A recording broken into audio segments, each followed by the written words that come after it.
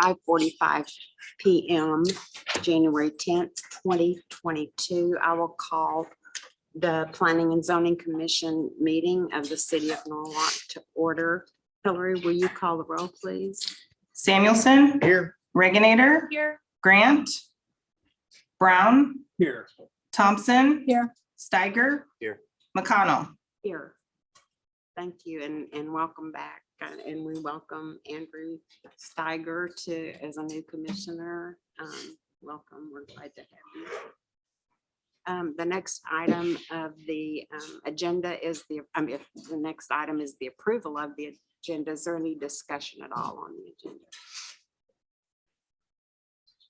So I will entertain a motion for the approval of the agenda. Thompson motions. Reginator second. Have a motion and a second. All in favor say aye. Aye. Item number 4 is approved November 8th, 2021 minutes of the regular Planning and Zoning Commission meeting. Is there any discussion on the meetings? Hearing nothing, I will entertain a motion to approve the November 8th, 2021 meeting of the Planning and Zoning Commission. Samuelson, a motion. Reginator second. Have a motion and a second. All in favor say aye. Aye.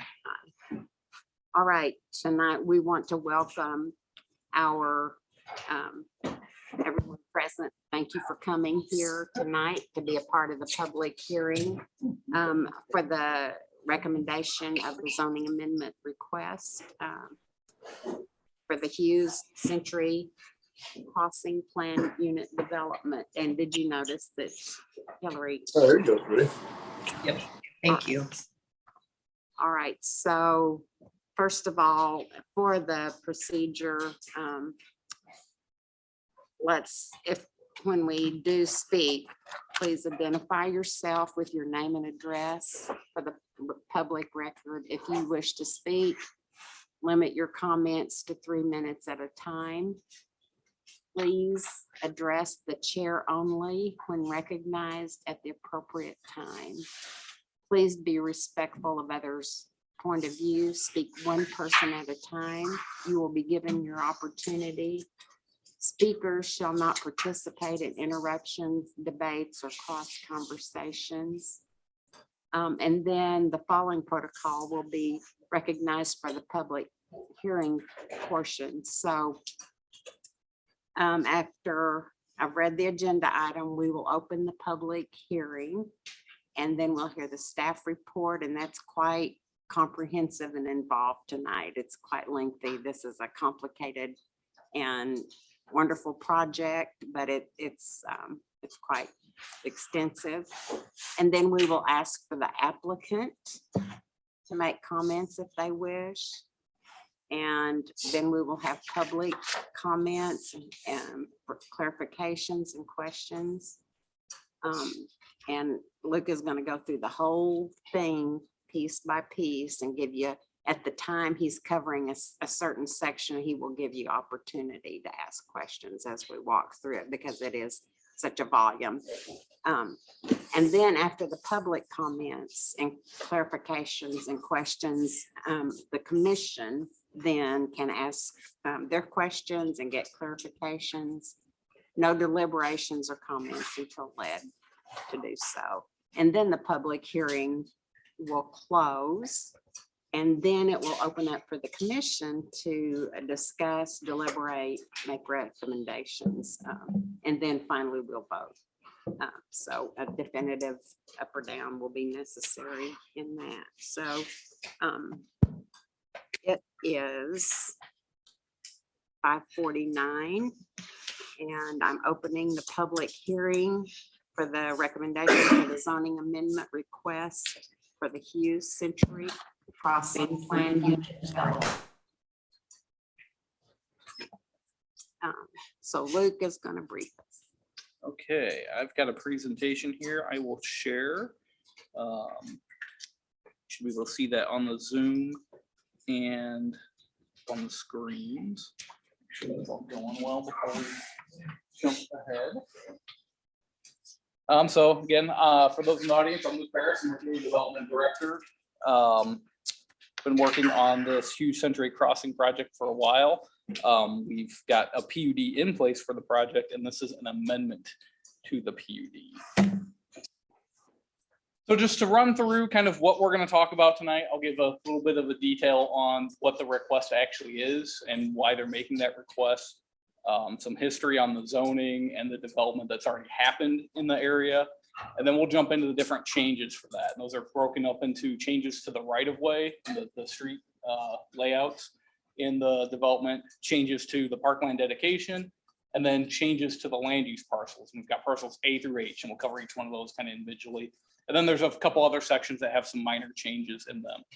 One thing before we get in, I'd like to point out, AJ brought it up today, the PUD in your packet had an architectural section that said that the city sports complex may vary from our architectural standards. We decided to eliminate that, but I missed it in that section. We got in all the other sections. So we've already corrected that in the packet. So what you vote on will not have that language in it. So the intent is that the sports complex will meet our architectural standards. So the application request, it's from Diligent Development. They're the owners of the property. And really there's two goals for the amendment. The first is to allow for an indoor-outdoor sports complex. So that would be sports fields and a sports building. The sports building would be partially city-owned, partially privately owned. And so there's some unique things we got to do to make that happen. And then the second is to move the town center, what we're calling Norwalk Central now, from the southwestern portion of the development up to along Chatham Avenue. Those changes include a lot of different things that need to happen in the PUD to be able to accomplish those two goals. So now we'll talk a little bit about zoning and development history. This is the southwestern portion of what we had called sub-area 1 in our comprehensive plan. Back in our 2013 comprehensive plan, there was this kind of concept of a Main Street type thing that showed up there. We did some more work on that through our 2016 sub-area 1 master plan. And really it was talking about this residential commercial flex area and town center type concept. In 2018, we approved the existing planned unit development, and it set land locations for commercial, residential, and town center things. Since then, we've had single family development get underway. So you can go up there and see the Hugh Century Crossing residential neighborhood being built now. And the Gordon Retail Complex is part of that as well. So this is an old master plan that shows where the different parcels were at. You had two commercial parcels, parcel G and A. You had parcel F, the pink was the town center parcel. And then to the east, you had the single family yellow, some townhomes in the orange. The brown was a high density apartment complex parcel. And then that striped brown and gray was kind of this industrial or high density residential. We weren't quite sure what's going to happen there. And as you'll see in the PUD, we're still kind of allowing some flexibility there to determine what happens. So this is what the new master plan will look like. You can see from this, a lot of the residential or the commercial in the middle of that went away to that sports center, sports complex parcel. The town center moves up to along Chatham. We maintain some commercial along Highway 28. And then that residential, those residential parcels are kind of staying the same in the southeastern corner. No real change there. And then that gray parcel up there, continuing to have some flexibility in the different land use types that might happen there. So just to run through a couple of development concepts that we're working through that we want to do this PUD amendment to allow these things to happen. This is the sports center, our sports complex concept. The city building is the kind of big L-shaped building up here. The long portion in lot D would be privately owned. The portion in lot C is the city portion with the basketball facility in it and space for Parks and Rec and some other neat things. Lot B is a big public park space. And then lot A down here are your sports fields. So, and then our some renderings that we've had go through from the de novo company that is assisting the city in doing some design work for this. So you can kind of get an idea of what the building would look like from a 3D scale. And this would be kind of the entrance to the building. So those are some of the concepts we're working through right now on that. And then this is the kind of Norwalk Central concept that would be fronted onto Chatham. You'd have some buildings along here that would front to Chatham, creating that kind of pedestrian space along the Chatham Street with some parking and pedestrian walkway and everything. And then parking kind of tucked back behind everything. Those buildings would continue down the side streets to kind of frame in that parking. There'd be a private drive through the middle of it that provided access to those parking lot areas. And then there'd be some additional building opportunities on the south side of that as well that would butt up to our sports complex area. Any questions about just the development history, where we're at, where we're going to, what the proposal is? Makes sense. Everybody? With the previous slide, is that between the bike trail, gas? Yes. Okay. So easement. you'd have the gas easement on the south side Chatham and North. Chatham on the north side. Okay, thank you. Okay, so we'll jump into now some of the actual changes that we're proposing in this PUD amendment. So the first one are right-of-way changes, and these modifications are mainly focused on Chatham and the commercial road that's known as Hughes Drive. There's no changes to the residential roads. So on the right or left-hand side, you can see what the old right-of-way diagram was. You had blue for Chatham and orange for the commercial roads. It's kind of blank down here in the southwestern corner because that was where the town center was and they didn't quite know what the layout of the roads might be at that point in time. So now that we've got that figured out a little bit better with the town center going to the north on Chatham, they're just showing that teeing into High Road and completing that road connection. Again, you can see on the residential stuff, I mentioned it didn't change. When the PUD was done, there wasn't a lot of certainty on exactly what the road layout would be for the residential. So you can see that roads on this new right-of-way plan reflect what was actually built after we did some actual more engineering done on that. This next slide is just a more zoomed in version of that, so you can get an idea of what was going on here. You got nothing too wild. The extension here of the orange is Gordon, and that would be the Gordon retail building. It obviously built out a little bit different than that. There's not a right in, right out through that parcel. Here with the new right of way, that Gordon retail complex is in that area, and backs to this huge drive that would connect down to High Road. What So is the difference between the colors? Like I looked, Yep. it's the yellow is commercial type C or type D road. Like what are the, Yep. what does that mean? We're gonna get into those cross Okay. sections right now. Okay. Perfect timing. So one of the big differences between these two on Chatham is Chatham originally in this one was considered to be a boulevard section all the way. So there's like this kind of Main Street boulevard that had trees down the middle of it and then travel lanes on either side.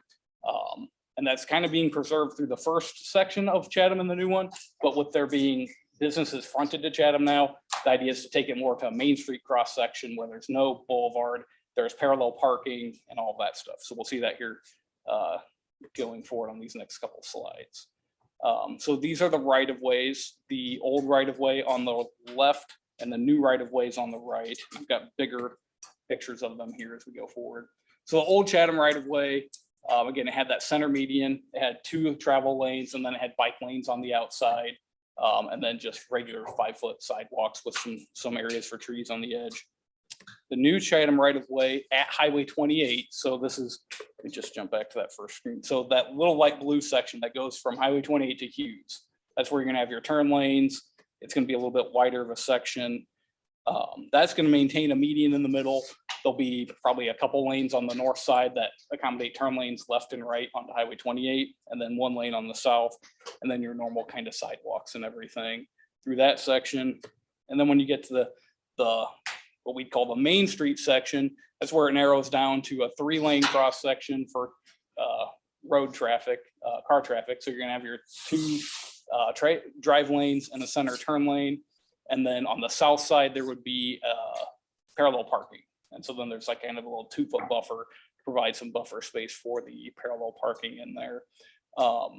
The other things with the south side of Chatham is now there's space for walkways, right? So it's the right of way has 12 foot and then another 1 foot before you'd have maybe building frontage there. So potential of 13 foot of sidewalk that runs on the south side. And in that sidewalk space would be planters and street tree opportunities and those types of things. On the north side, I guess the important thing to remember, this is the north side of this is a different property, different developer, different owner. So we've shown a concept of the idea of there just being a 5 foot walk right now. That would likely change based on whatever plans they brought forward for that north side. So really, when they go out and they build this as part of the development project, they're going to build curb to curb. And then the development on either side is going to build the walkway sections. So when there's development happening in Norwalk Central, they're going to be responsible for building out that sidewalk in the front. The parking will already be there as part of the development. Any development that happens to the property to the north, they'll be responsible for the same. So you're assuming bike trails go to plain sidewalk now? So the bike lanes, because the bike lanes went away with this, what they're proposing now, and I didn't hit it on the right-of-way section here, is a bike trail that goes down the gas easement. So it'd kind of be a back behind stuff. So instead of putting it on Chatham, put it back behind some of the buildings, connect out to Highway 28 on that easement. Still, to get to that north side of Chatham, at some point they'll have to go either up Hughes or E618, Yes. right? And then cross Chatham Yep. to And get to the side. correct. East And that'll be 18th, on the solar sidewalks. East 18th has a trail that runs on the west side of East 18th. Okay. So it runs up there. And then I believe let me go to the next set of things. So for our commercial roads, we'll talk about here in a minute, but there's options for trails on the west side of that yellow commercial road as well. So open bike traffic goes more south instead of Chatham. Yes, yep. So, When you hope that it won't happen. what's that? I said, when you hope that it won't happen. Well, I mean, it's not that a bike can't ride on that, right? I mean, you can ride up there on that, but as far as like, riding at speed and making it a big, nice trail that somebody wants to like ride through, yeah, you would probably be on that bike trail. But if you're wanting to go to one of those businesses, yeah, you can go up there and take a bike on Chatham and ride fine.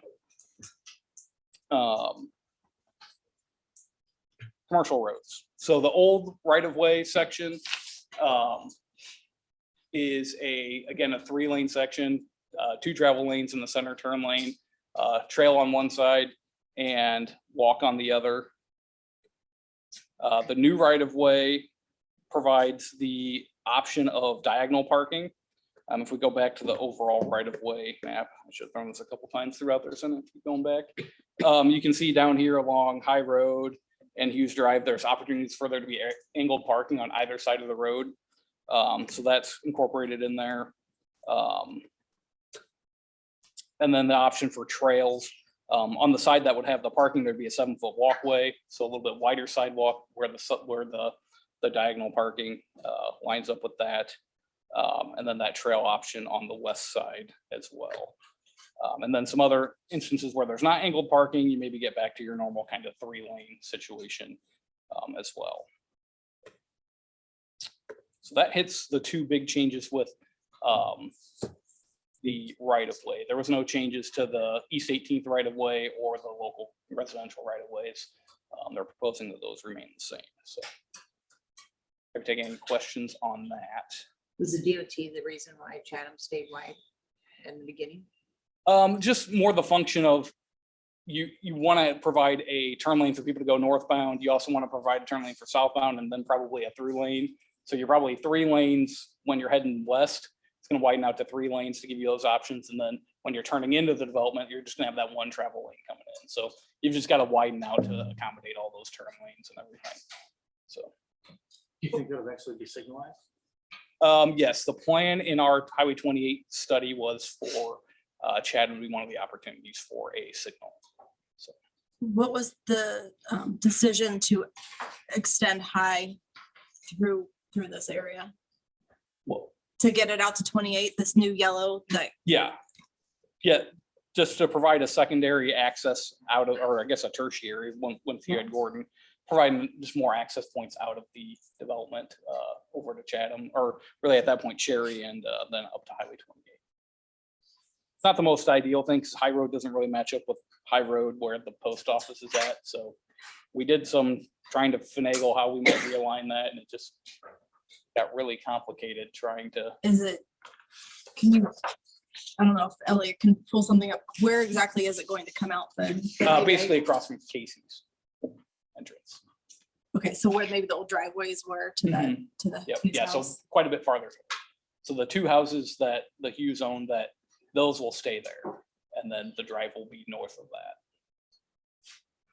It'll take a lot of that new traffic neighborhood off of existing residential streets to the south, I'm assuming.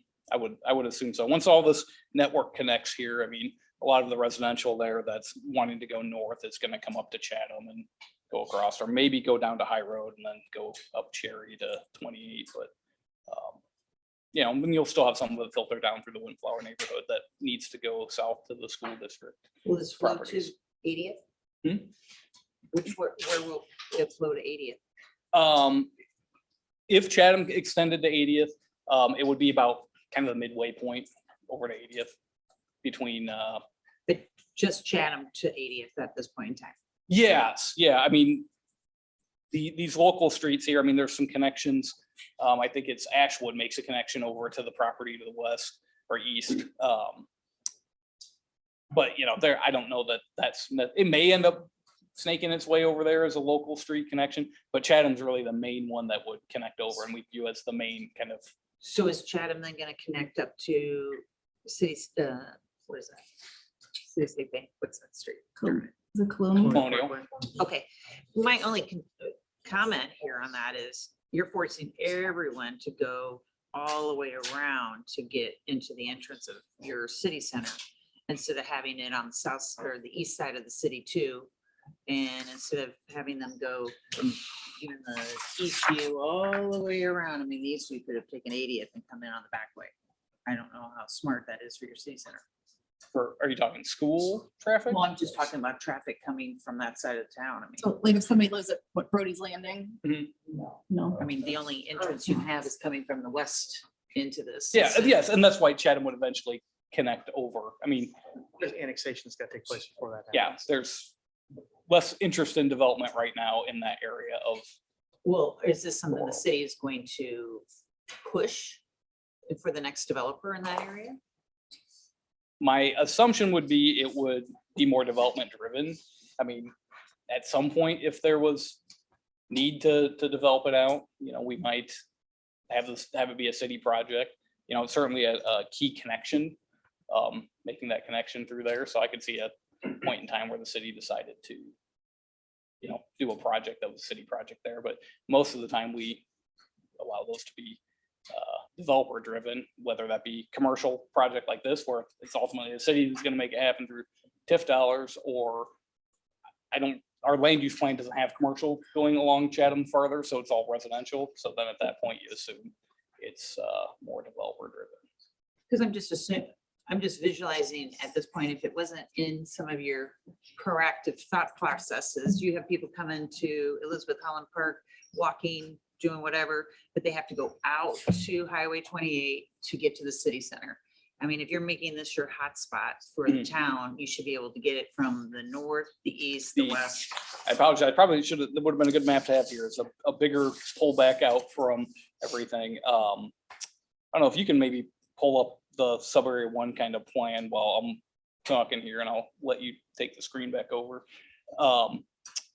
The sub-area 1 plan that kind of shows our network connections has Chatham kind of going across, has Colonial going across, and then has, I don't know, it would be Echo Trail, whatever, one of the roads coming through Holland Point being a road that comes down south and connects into all those. Okay. And so that kind of forms this kind of bigger gridded network of larger roads that would provide access into and out of the area. Is it gonna happen right away? No. I mean, Sure. you know, you gotta wait for those different pieces to happen. So yeah, there's gonna be a point in time where if you're at Elizabeth Holland Park and you wanna get down there, you're probably gonna have to go out to Highway 28 and back around. And there's gonna be a point in time when Holland Point's developed out and you got people living there that are gonna have to drive up to Beardsley, down, around and everything to get there.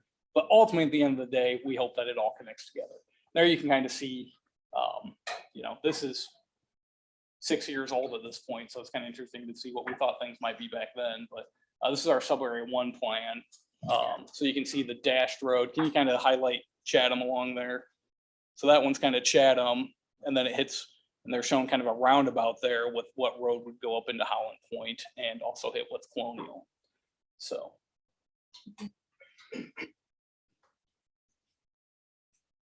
Luke, what was the thought for parallel parking on Chatham instead of 45-degree angle? Just the volume that we kind of thought Chatham would end up having, with the idea that it connects over to 80th at some point, whatever land uses might go on in that undeveloped area right now. You only have so many connections between 80th and Highway 28, and it's Beardsley right now and North Avenue. And so when you make a third one, you're assuming it's going to be somewhat highly traveled. So there was some concern that back out or angled parking and then having to back out into it was less ideal. So less parking we can fit along that street by doing it parallel, but seems to fit a little bit better with the anticipated traffic volumes that will go on there. May I ask, and I don't know if this is the right time, how many actual parking spaces do we have planned out for this? That is on one of these. I don't think it was on the back. It was on the concept here. So, and actually, I don't know that we had the number of parking stalls identified for Chatham at this point. This was more looking at the parking lots around the sports complex. Tim, do you happen to know how many parking stalls? Tim is with Diligent Development. Not necessarily, it kind of depends on whether or not we have any north-south connections right in, right out, but right now Chatham's basically planned to be parallel the whole way through. You'd have to go down that here 18th, so if you figure 16-foot wide parallel spaces. And do you know off the top of your head what the linear footage is? I don't. I think was your question more around how many parking spaces for all the sports complex? So you have a. Yeah, I mean, I guess I'm anticipating, I have kids that we go to all these baseball tournaments and I don't know if this is enough parking, so I didn't know if this was. Yep. So we've worked Yeah. a lot with the sports complex people on this plan here to try and make sure that it's been at the forefront of everybody's mind throughout the whole thing, right? Is how do you make sure you have enough parking for all this stuff, right? So yeah, that's certainly a concern. I believe we are looking at around 500 spots when you add it all up. Do you know Just what doing some quick the math. retro or the recplex in West Des Moines has? Because if they just had the 3 soccer Sundays, they're parking all over Grand Avenue because they don't have enough parking. I don't know how much parking that. I would just evaluate. Or even like we go up to Ankeny and I mean, it's Mhm. just, there's 8 ball fields and if you have them all going at once, you've got teams overlapping. I mean, there's no way that this is enough parking. So I was just curious, yes, what Chatham could maybe do overflow, but then just in general. Yeah, the parking that we've worked with the sports complex folks on, I mean, they've driven that as much as we have. We've got our standard requirement, which I believe came out to around 500 spots. And then, they obviously don't want to make a development that people can't go to. So it's been a negotiation and a work between those two entities to try and come up with what the amount of parking we think is going to work there. Something to just mention with this is the idea is that everything kind of cross parks. So there is just the parking here that's around 500, I believe. If you came up to the area in Norwalk Central, right to the north of it, there's parking up there. The idea that, you can park in that stuff as well. There's going to be cross parking easements for all that. The parking along Chatham would be as well. And then there's a couple parcels in there just to look at the map here. We don't have any site plans or any ideas on what's going to happen in parcel F in that undeveloped ground, or some of this undeveloped ground in parcel G that's kind of adjacent to our city park. So there's other areas out there where there may be additional parking, that the idea is that kind of go to Norwalk Central and it's all of this. And if you park one area, you know, you might not park right by the sports complex, but you're still going there because you filtered out all this. The hope would be then that you have to walk in front of some business that you decide to stop and have lunch at on the way back, or who knows what, so.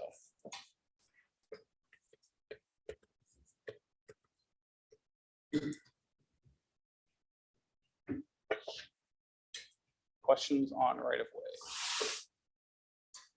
Is there a bike trail on Highway 28 right now that you connect in? We'll have to build that out, right? That will be built out as development happens along that parcel F. Right now, there is a bike trail that goes in front of the Gordon Retail, and it kind of doesn't connect to anything. They were the first one in, so, but yeah. It's still no safe travels across the highway for kids and bikes. It's just gonna be signalized intersections with, Stoplight at Chatham will help that out, right? what's that? Stoplight at Chatham will help that out. Yes.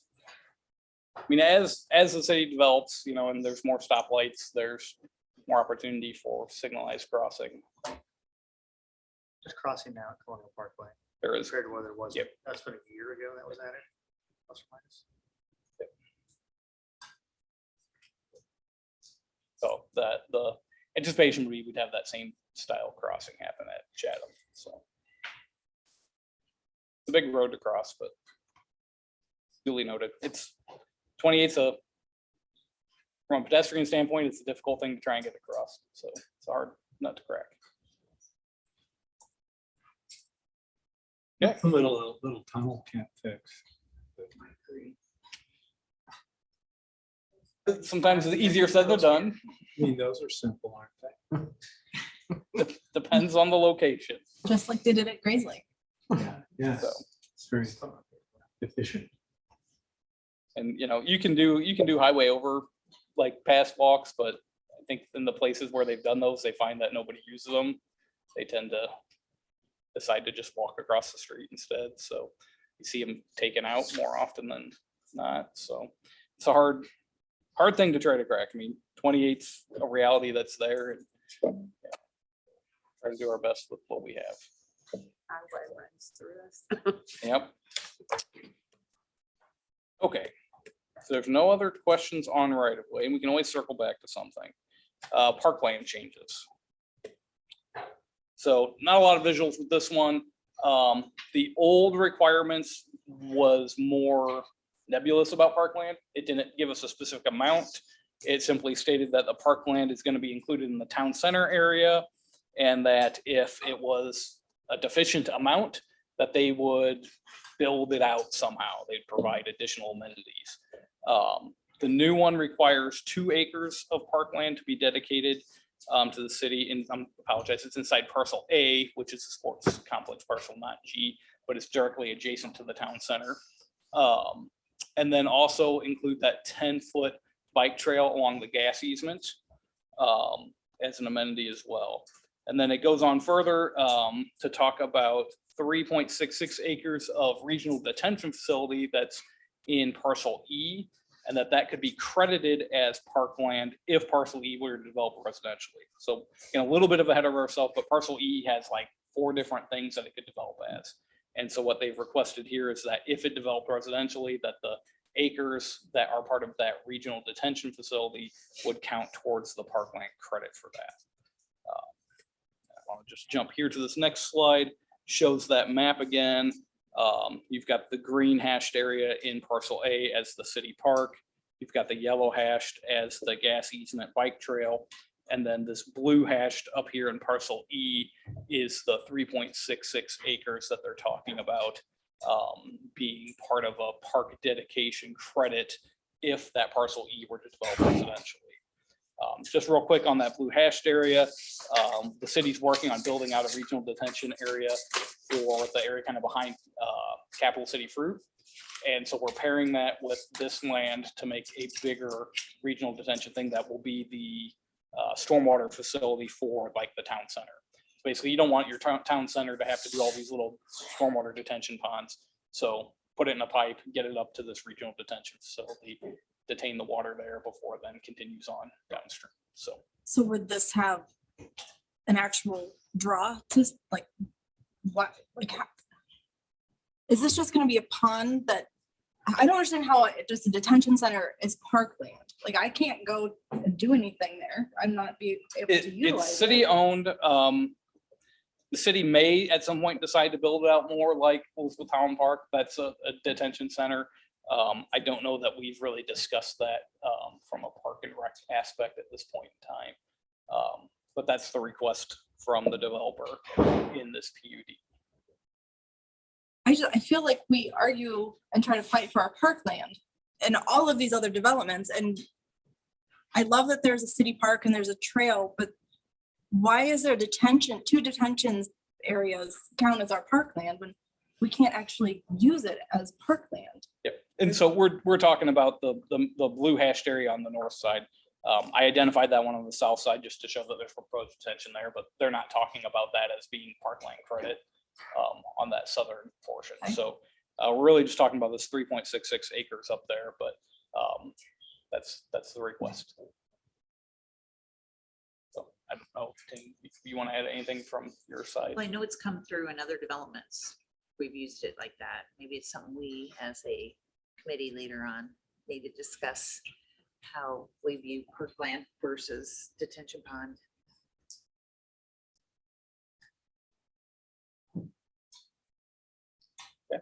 Does that amount meet our requirements for percentages based on the total acres? that we're dealing It with? depends on how dense it were to develop. When we get to parcel E, we'll talk a little bit more about the different types of uses it could be. Likely there'll be some kind of park requirement that's still needed there based on the density. It would, if it just went as, a portion of it just went as apartments, it would probably meet that requirement. But if it goes anything more than that, from a density perspective, if the whole thing developed residentially, it's probably gonna jump up to the 4.5, 5 acre requirement. So. I would point out that Holland Detention, it's regional, and it has been turned into a very nice walk trail and park area as well. So because it's regional, in my mind, it makes it a little bit different than Orchard Hills Detention. This is bigger, it's regional, so that makes it a little bit different in my mind to be acceptable to. But if this huge area drains water to it and it collects water every other day, there's no use coming out of, No, but around it is my point, just like around the Holland one, surrounding it, there's potential surrounding a very nice 3.66 or whatever it is acre. That's a good size. That's bigger than some of the smaller detentions.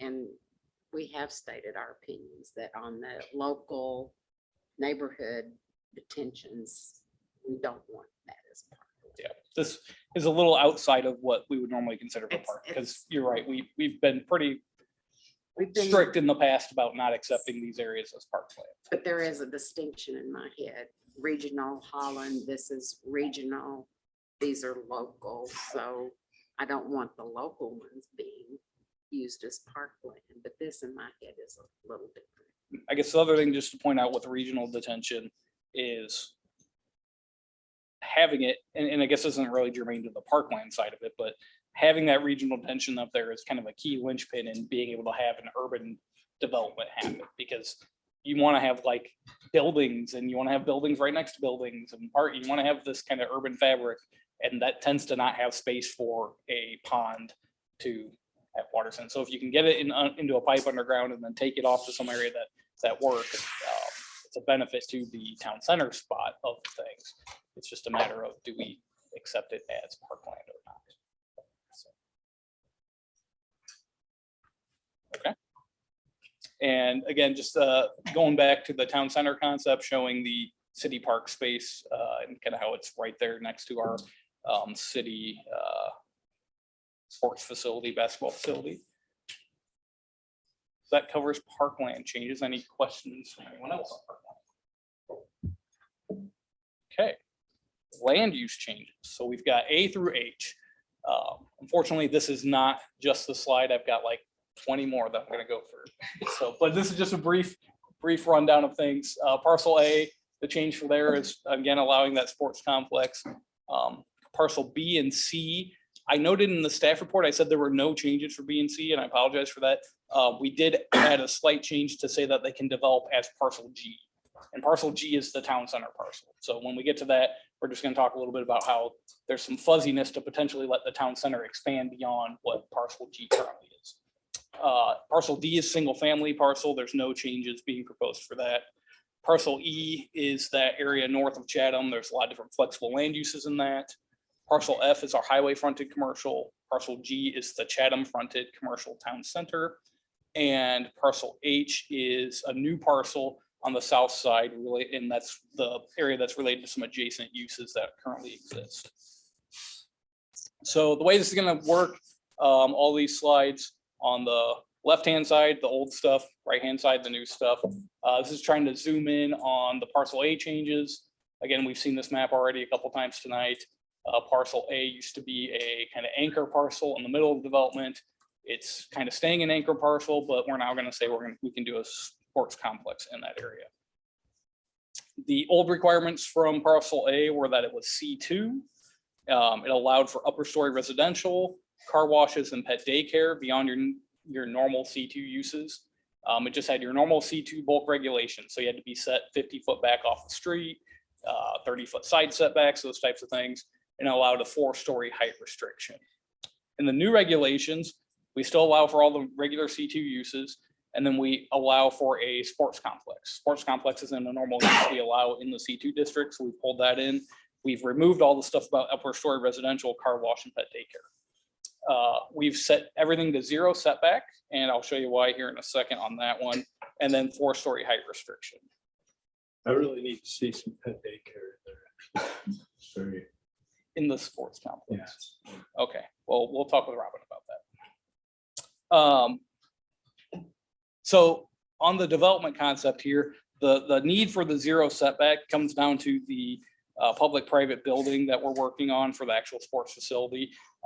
The private part is actually connected. It's one building, but the private part is kind of that long section there in lot D. And again, the city part is the basketball facility in parcel or lot C.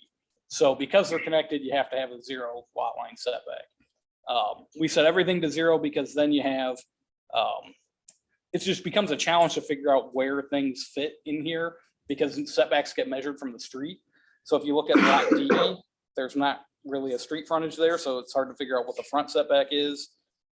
So it just kind of made sense to just say, let's let the building sit where the building needs to sit in this lot, in this area, and not worry too much about setbacks. We know that the other things around it are going to be parking lot and sports fields, so there's not too big of a concern about it being 0 lot line.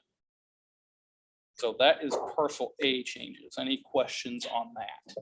Are there any easement issues with that 0 setback? No, there shouldn't be. Okay. Yep. Okay. So parcel B and C changes. So B and C are the high density piece and then that medium density piece. Again, changing shape a little bit, that parcel A kind of cuts into it to come out to East 18th. So there's some frontage to East 18th on parcel A. But other than that, parcel C is left unchanged. The old requirements, parcel B was an R4 parcel, C was an R3 parcel, and we just use the regular bulk regulations. The only thing we've really done to this one is we've added into the fact that B or C can also develop as parcel G, which is our town center. So if we look at the town center up here, the idea is like, you know, if development interest happens, there's not a lot of development interest right now in B and C. So if the town center gets going and thought, well, maybe there should be a little bit more commercial going down Chatham, we can do that. Maybe there should be some more stuff coming down East 18th, we can do that as well.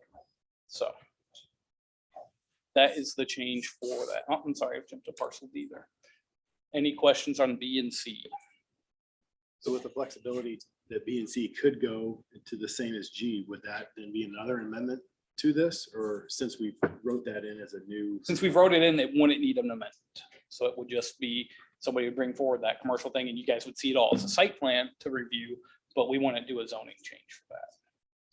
Anything that would be in parcel C that would front Chatham to be more commercial land, sorry, they wouldn't be front Chatham, would it be the bike trail?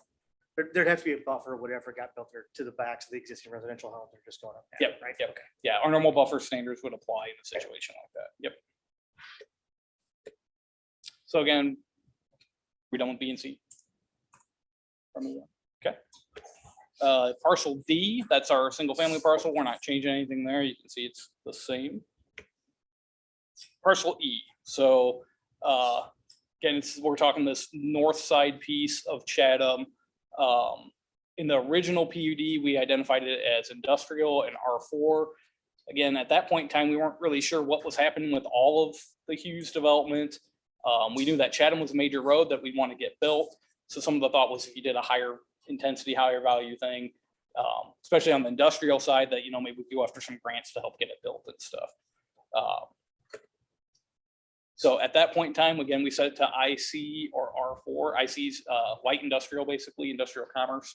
So you're not talking anything real crazy, but think about like stuff on Colonial. So it's Capital City Fruit, Lafredo, the K&R building on Colonial. And then just as those regular bulk regulations.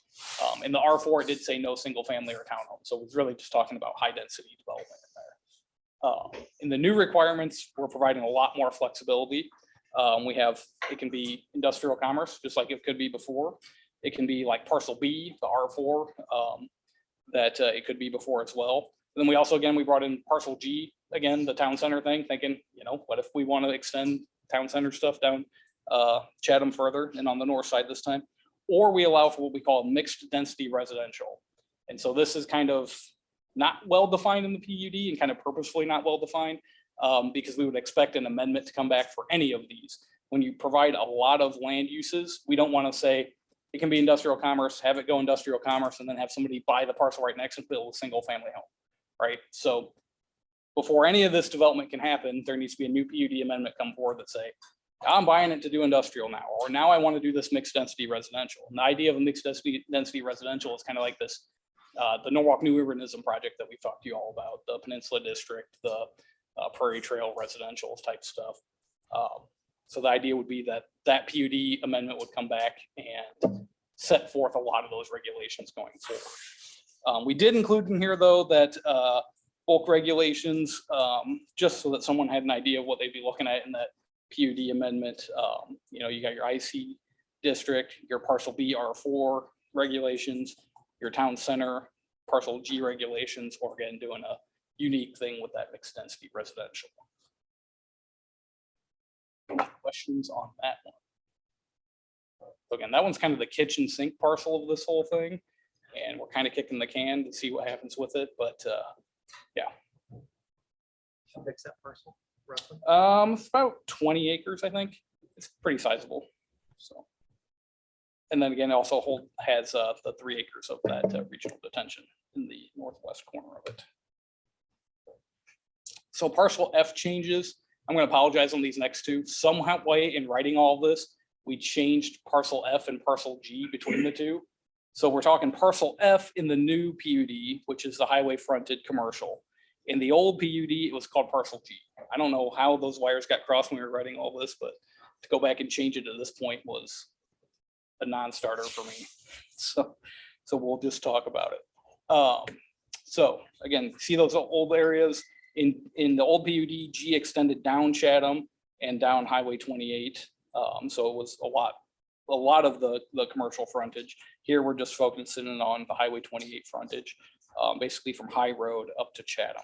And that would include the current Gordon retail area that's already built.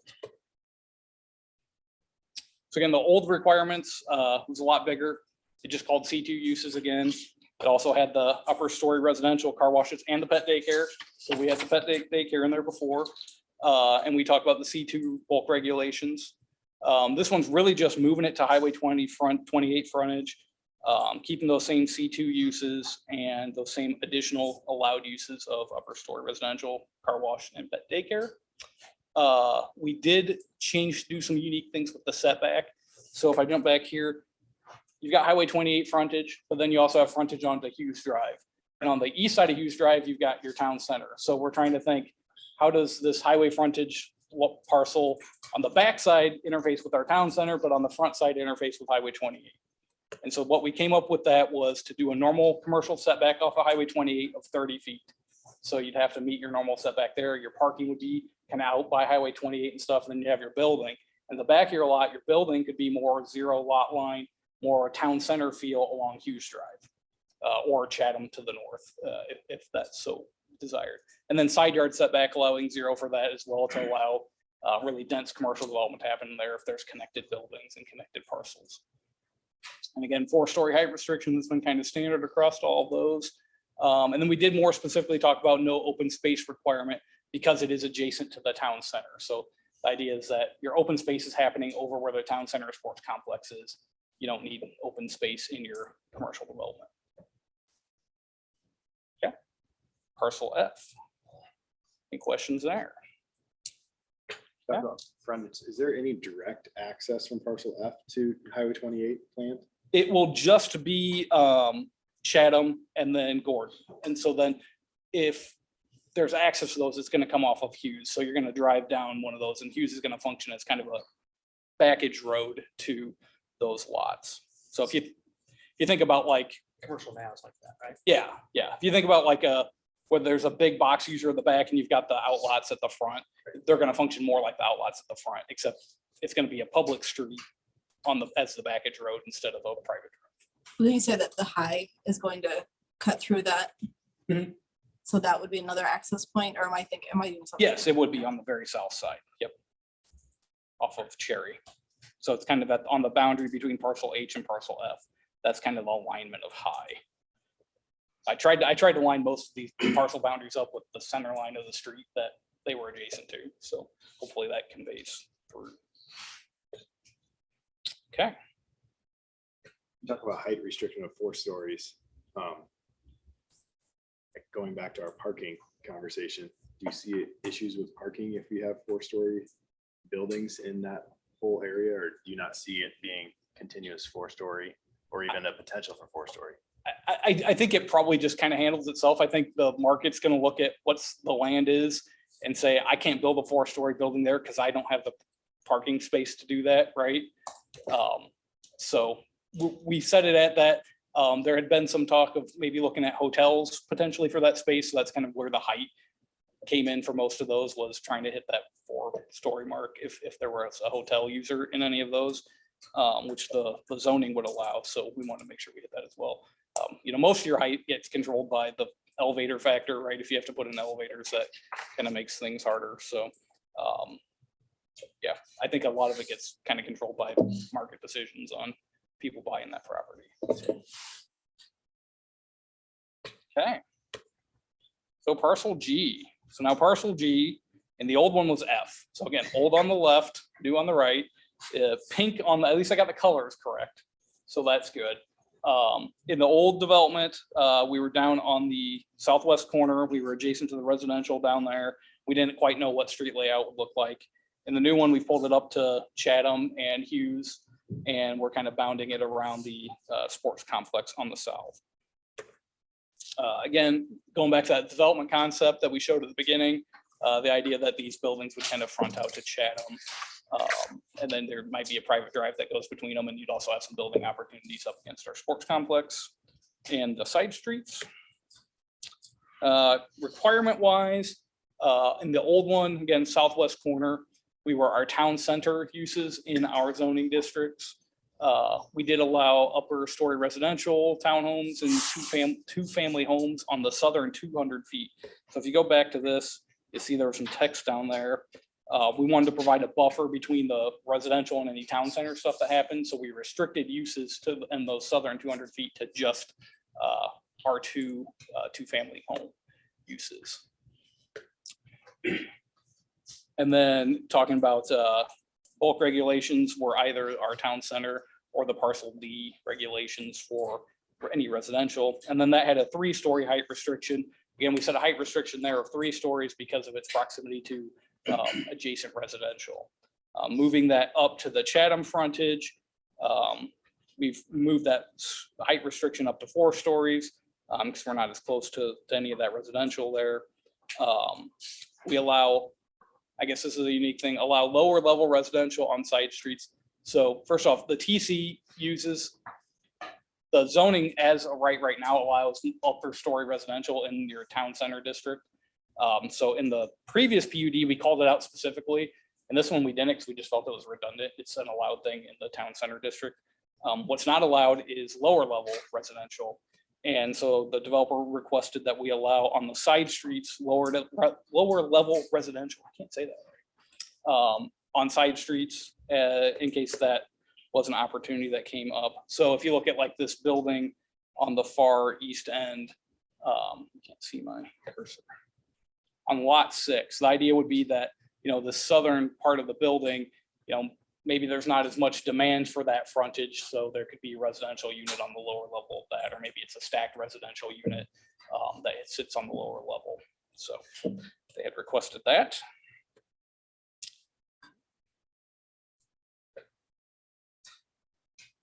I had requested the allowance of a drive-through as a special use if it fits the character of the development. Our town center district normally want to allow for a drive-through just because of the tightness of everything. That's normally something you want to see in a town center, but just for marketability of it, they thought, you know, somebody could probably fit a drive-through in one of those locations if they really worked at it. So we wrote that in as a special use. So a reminder of special use in the city has to get permission from our Board of Adjustment to happen. So they'd have to present something, do all the engineering for it, and then go present to our Board of Adjustment and say, can we get a special use permit to do this? And the criteria for that would be, does it fit with the kind of jive with the neighborhood character of the town center? So that is an add to that.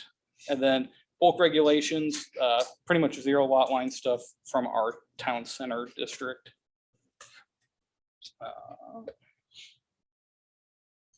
Got a lot of changes in this parcel. So some additional changes on parking.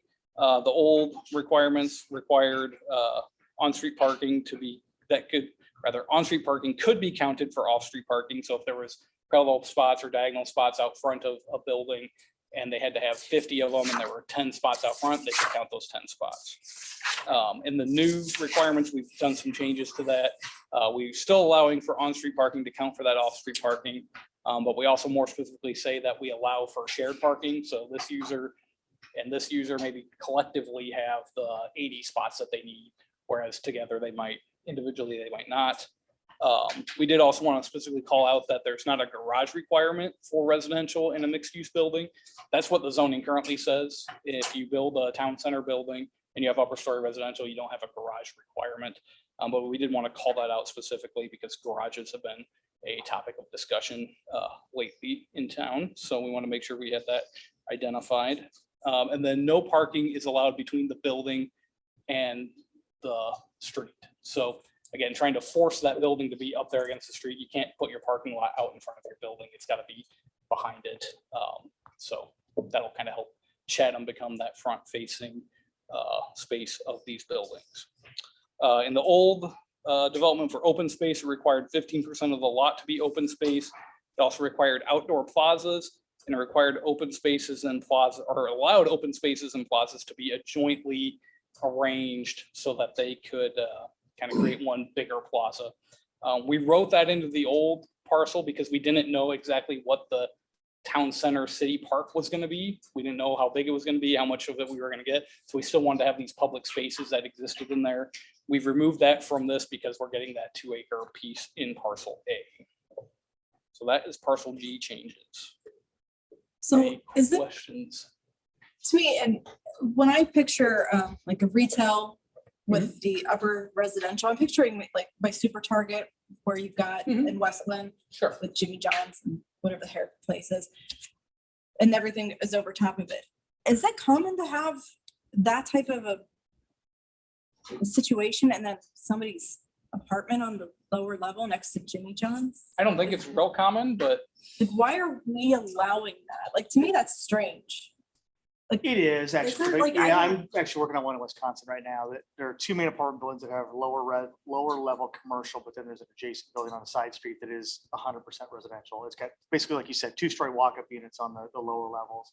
And so those areas that are not high traffic, it's fairly common.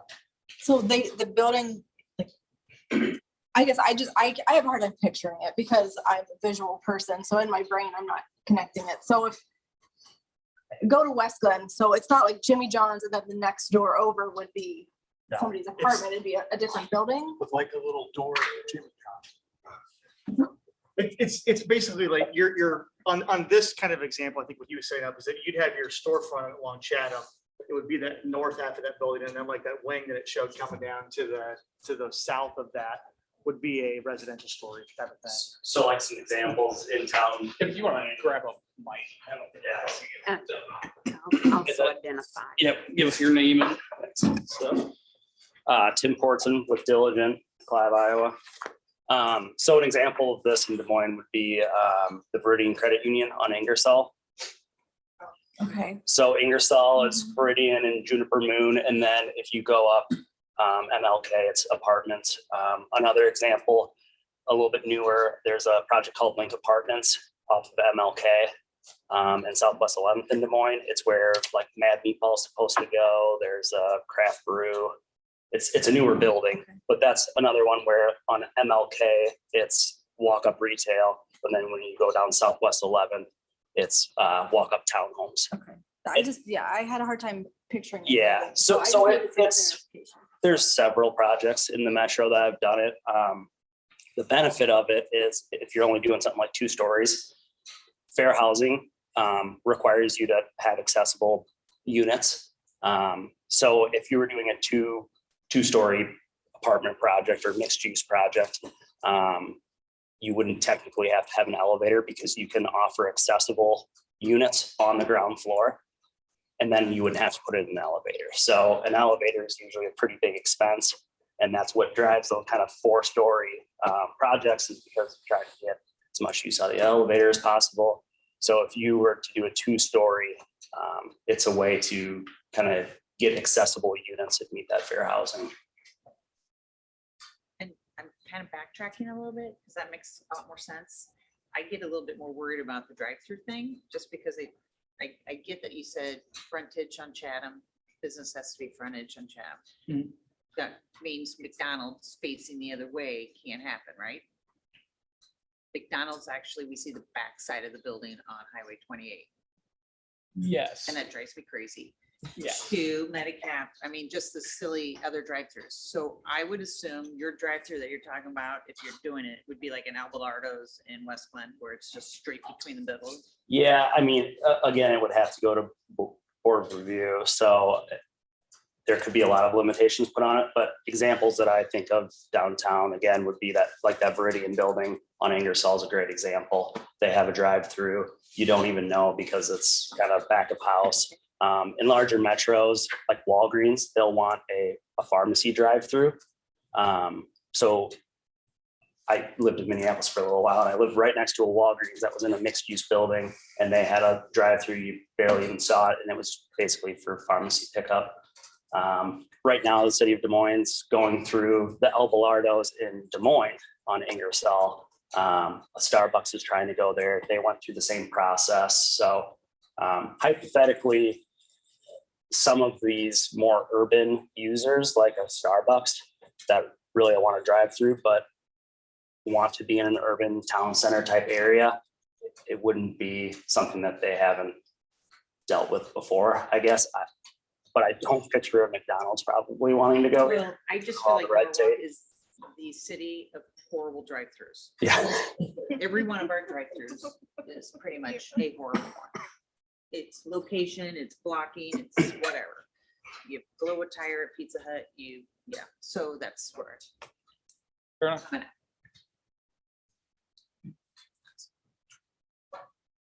Okay. What about the parking issue if there is residential there? I mean, ideally, the developer or the builder would include parking even though it's not required. But isn't that sort of limiting what can go in there to based on the parking issue? Yeah, so this is just a concept that's out there. So one of the tricky things about this whole project has been trying to put in these regulations, but then still allow the developer to, as Tim was saying, he doesn't know if it's going to be Starbucks or McDonald's, or probably not McDonald's, but we don't know who's going to buy these parcels. They're not going to build the buildings here. They're going to sell them to someone. So part of that's going to be their responsibility when they're buying it to say, okay, I've bought this much ground and I can't put 3 stories of residential on top of this because I can't provide enough parking there. So some of that's going to come through our standard parking regulations of looking at how much this is, how much that has, and then what does it meet itself out to. It does talk in here again about being acceptable and allowing for cross parking to happen and shared parking. So in those situations, we're probably from a staff perspective going to look at it and recommend some flexibility on things as long as it makes sense, right? But we're not going to come back and say we've got 120 apartment units that take up 240 parking stalls and that's the entirety of the parking here, right? Like that doesn't make sense. So there's some point in there is a reality that you can't do that. So Is there an option for underground parking like in the area that Elizabeth was mentioning? sure, I mean, at that point, then it's just whatever they're proposing. So if they're proposing that underground parking and they find value there to be able to get that upper story residential to happen, then yeah, we would just factor that into the calculation that needs to happen for it. So. Okay. Anything else with G? Okay, we're in the home stretch. Okay. Parcel H. So this is a new parcel that we created. Again, I mentioned earlier when we were talking about the town center area, it had some conditions for the southern 200 feet that it could only be R2. So we wanted to preserve that, again, trying to be aware of the existing development to the south. So parcel H, again, pulls in the R2 uses, stormwater detention, and off-street parking. Sets the R2 setbacks as a requirement, so it's really pretty basic. But then it does also require a 30-foot buffer on the southern property line, but it only in cases where there's development that happens. If it was stormwater detention green space, then there's no buffer requirement there. So that's parcel H. Any questions on it? And again, they have identified just preliminarily that the eastern half of parcel H may be proposed detention space. But again, we've not seen site plans and grading and all that stuff to review yet to confirm that. But it would be allowed technically across all of parcel H, but right now they're thinking it'd be the eastern half. Just verifying, because I see a lot of people in the seats, the stormwater detention Yes. will keep the rural hub people from getting the water from that land into their backyards like it. I always got to couch this because saying keeping water would mean that we put a dam and water's never going to leave there. The way right? it was going straight into So- like Elizabeth's and their The house. the way stormwater detention works, and I think you can see this pretty well if you go look at the basin that was built in parcel D. It's a giant basin behind that, and then it drains into the drainage way that goes down Windflower and stuff. So when it rains, right now, all the water comes off the field and goes through your backyard and it goes down. It goes down through the neighborhood and it's kind of a mess, right? You put a basin there, you're gonna put a bowl there, and all that water is gonna go into that bowl. And then it's gonna get slowly released over time. So is there gonna be water there still? Yes, because the water has to go there. And stormwater law says that water can go there. Like they're allowed to do that. What they have to do is release it at the same rate that it goes across now. So what happens is right now you've got all this water sheeting across the property. So you got a large volume going across at one time at a certain rate. They're going to put that all in a bowl and they're going to have one hole out of that bowl and it's going to release it at that rate that it comes across the whole field right now. So in effect, what that does is the water drains across the property for a longer time in a smaller volume, right? So you've got a bathtub, you're trying to drain it, but it can only go through the drain. That drain releases at the rate that the current conditions are. So the long answer to that is there will still be water there because that's where the water goes. It should hopefully, depending on how you view things, be a better situation. It will be wetter for longer because it's going to run in the property longer, but it's not gonna be the deluge that you see the minute it rains now.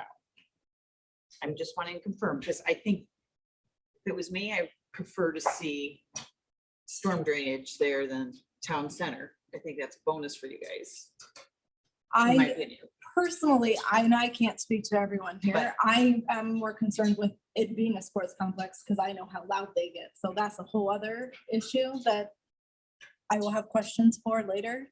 But I just But didn't yeah, want to get back to that original Sure. issue that yeah. they came in for the first time when we had. And so when you say, and I'm sorry, you're repeating, when you say on here, it's proposed, like what's the tipping point that if we get this detention or not?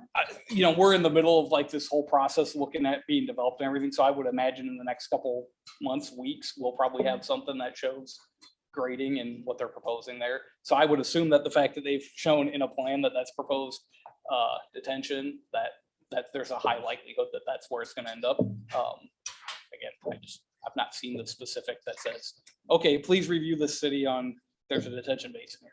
So, And so then compared to what the old area was with the 200 feet of this, if parcel H, where it's to the west, is there just a regular buffer? I think I saw there was trees and like, is it not 200 feet between what could be in parcel H on the west side? You're talking in the old? The one? new. Okay, So parcel H, the light blue without the stripes. okay, to the west. Yes, did I say that wrong? I'm sorry. It could be R2, it could be off-street parking or a detention basin, and you're saying east could be the detention basin. What could be on parcel H then, and what is like the buffer that is in between? Because last time it said 200 feet of something. So forget about the hash part for now. Mhm. In that entire light blue thing, you could have R2, so you could have it all be duplexes right along there. You could have it all be off-street parking, or you could have it all be a detention basin. What we've seen through proposals and layouts and things is that the eastern half of that would be a detention basin. That's why I went ahead and hashed that now, because I wanted folks to have an idea on what it was looking like. But that proposed detention thing, that's not part of the actual written zoning, right? So the whole thing's allowed Okay. there. If it were to go all parking lot, or if it were to go all R2, there has to be a 30-foot buffer along the entire southern border. If it does partial like it is now, the hashed area doesn't need the buffer, the unhashed area does need the buffer. Is there a sound ordinance for that, for a need of a buffer, even if it is a detention? No, we don't have a sound ordinance in town. Just Well, wondering. we have like a disturbing the peace type ordinance, but we don't have like, come to my property line and measure decibels because somebody's too loud type thing. Well, I agree a little bit on where she's coming from, just because through my last year, I had to drive past Recplex every day, and they started their soccer games at 6 a.m. And if they're blowing whistles and all that on a Sunday or a Saturday morning, and I lived behind there, I would be a little perturbed. Okay. So that is one of my points with, because like I said, I have kids who play baseball and softball. You are right. We are there for an 8 a.m. game. We're there at 7 a.m. and you hear the ding, ding, and no one wants that in their backyard. So that is something, if you want me to talk about it now, if you want to wait, like, or get a response. I don't know. We'll probably, you think it's more deliberation focused, Judy? Okay, we'll circle back. We're almost at the end here, Yeah. so. But good things to bring up now. I will just hit real quick on the other changes.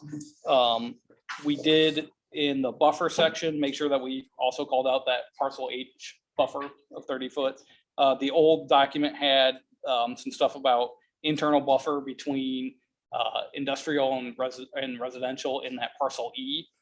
We deleted that because parcel E has to come back for a PUD amendment with anything. We also had some requirements previously in the landscape section about building foundation planting requirements and mulch requirements. And we decided to delete that. We felt that was a little too into the weeds, and I don't really want to go and regulate mulch color. Please don't make me do that. So we deleted that. We also, on parking, our code requires landscaped islands in parking areas. and it's very specific about like every 12 feet, you need to have one. Again, to provide some flexibility in these parking areas and stuff, we just said that they'll be incorporated throughout, so we can allow for a little bit more organic working of things and maybe not, if we really have parking at a premium, not have to have too much landscaping in the island. And to that same point, landscaping on the edge, like trees that are in a walkway on the edge of a parking, we say can be counted as landscaping as well. So the kind of other things that we had in there. So that wraps it up as far as all of our kind of changes. If I answer any other questions, Tim's here as well for other I'll questions. call, We can go on to public if you like. I'll just give opportunity to hear from the applicant if you want to add anything.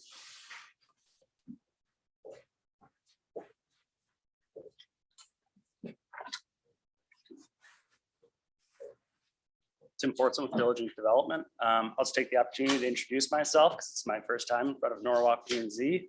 I'm new with Diligent. I've been with Diligent for about 4 months, so I don't have all the history, but Luke's helped get me up to speed.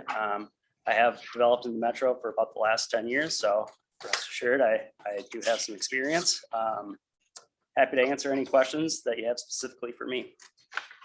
Any specific questions for the, I have a question. Is this sports complex? I know it hasn't been announced, but is this a 100% thing, or could it be taken away like Ignite was dangled in front of us? There's been quite a bit of time and money invested.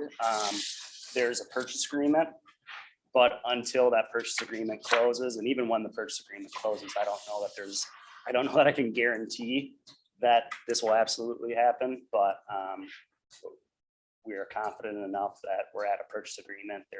The city's been spending quite a bit of money. They've spent quite a bit of money. And on the city side, we've gone out, we issued a bond for a building, we're engaged with a company to design the building. We've got, concepts there, and they've been working with Park and Rec on internal things and layouts and stuff. And so, like Tim said, there's been a lot of time and effort up until this point that I think we're all going to be very sad if we didn't come through with that. So I feel really confident that we're like 99.9% there. But to Tim's point, there's always these unextending circumstances that you might not see.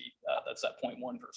I would say that in the next month, you'll probably see a development agreement with Sportsplex as well as with us. But once you get into a development agreement with Sportsplex, that really does plant some more teeth in it and makes them. And the plan is for all of that to be at council on the 20th. So want to get this to you guys here so we can have our discussions and recommendations, and then we can make any tweaks that we need to going into council on the 20th. Do all of that stuff kind of at once. So. And I guess I should probably, or Holly, you can unmute yourself if you want. Holly Zychek is on the line as well from economic development. So she's been shepherding all that development agreement stuff through. So Holly, if you want to add anything to that as far as your confidence in this happening, go right ahead. Sure. Yes, it was very devastating when the last sports development group we had did not work out. But I think it was in the long run for the better, because this group has been really amazing to work with. And like Luke and Tim both said, they've spent a lot of time and money in this. They're very vested. And I think that, with our development agreement draft that we have in place right now, that will be reviewed on council on the 20th, along with Diligence development agreement on the 20th. They're very complex agreements, both of them, because they handle a lot of different components between this partnership, between this, public-private building that we have with a sports developer. They've got a separate investor or partner that's coming in with these turf pod fields. They're a very large company, very large international company that will be investing in that. And then we have, the regional detention within these development agreements. We have the, city parkland space we're working on another project in. We probably have 8 new businesses coming in with these different, sports and recreation and entertainment type uses within this sports campus. So there's a lot of partners and a lot of people that have put a lot of time and money into it. So, like Tim said, until you really see the facility built, any project can go up in flames. We hate to look at it like that, but that's just a reality.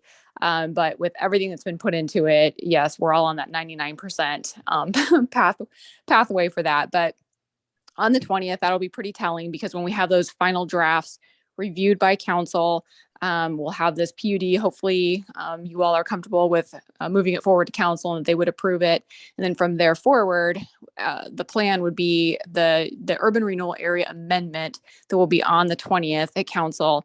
We have to go through that process, which takes 30 to 45 days to have that process put through for us to basically create these TIF districts within this urban renewal area, which is what this PUD kind of encompasses, so that we can use TIF funds for the infrastructure and for this project.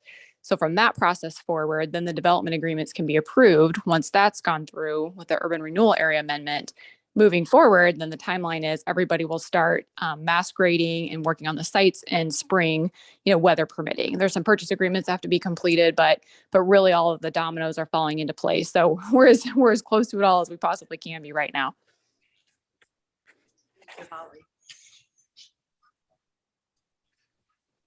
Any other questions? Any other representatives of this project?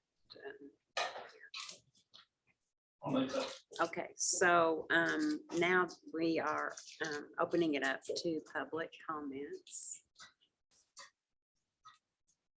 The dais is open.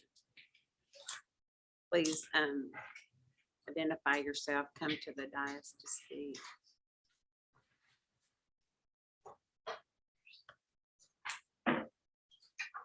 Good evening. My name's Tom Coates. 25 years ago, when I sat in your seats, this would have been like fantasy land here. I'm sure Howard would be amazed at what we're looking at here on his long century farm. But the only comment or question I've got, Luke, and I'm going to focus in on the parcel H, which there's been some discussion on already. I have a little bit of a vested interest here. Okay. I got this today, which is the same thing. Now that looks like it goes from East 17th Street down to the west edge of the Greenbelt. Am I looking at that right? Roughly, I would not put a lot of stake into my mapping ability of being super accurate there, but yes. Okay, so there would just, at that point, essentially, you're looking at water retention, that kind of thing. Yes, so Okay. the hatched area in parcel H was based off of, again, kind of concept grading plan that they had put together when they were working on different concepts. So again, for illustrative purposes, showing those two there. Again, the PUD talks about it being able to happen anywhere in there, so there may be slight changes for something that would happen there. I can't say with 100% that it will be on the east side, but as of right now, that's what we're looking at. All right, well, the having lived right next to that for 30 years now, when we get those heavy rains and that's come down as a river, but that's been open pasture, I mean, Mhm. open field all that time. Now that you're going to put that much hard surface, this is a smart idea to put quite a bit for that water detention. Yep. Otherwise, all that hard surface, we wouldn't have a river, we'd have some kind of a huge thing there. So, That is the idea. yeah, Let's that's try a try good to idea. control that. Good for you all. idea. So, yep, All thank right, you. Thank you. Thank you. We're open for other public comments. Questions?